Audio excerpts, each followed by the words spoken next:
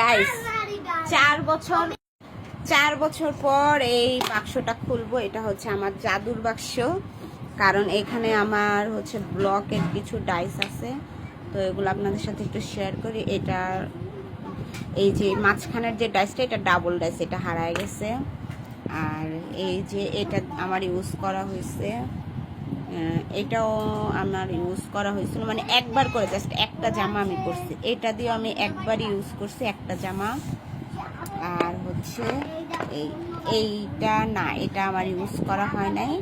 তো এগুলো সব ইনটেক। আর এখানে হচ্ছে একটা, মানে এই একটা, এই একটা, এই একটা, মানে এগুলো প্রাইস কিন্তু একটু তুলনামূলকভাবে বেশি, কারণ হচ্ছে এই কয়টা ছিল আমার, এগুলো হচ্ছে আম কাঠের ডাইসগুলো প্রাইস একটু বেশি থাকে। যখন আমি কিনছি এগুলো হচ্ছে 30 টাকা করে কিনছি, এখন এগুলো 40 টাকা করে হয়েছে। আর এগুলো হচ্ছে 20 টাকা, শুধুমাত্র এইটা 50 টাকার, বাকি যা আছে এগুলো সব 20 টাকা।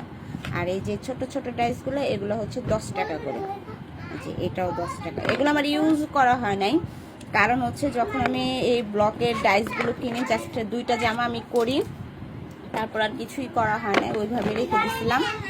তো আজকে হচ্ছে 4 বছর পর আমি আমার খাবারের র্যাকের মধ্যে এটা ছিল, যেহেতু আমার ঘরে কোনো জায়গা নাই, আর র্যাকটা আমি রিসেন্টলি কিছুদিন আগে বাইরে রাখছিলাম।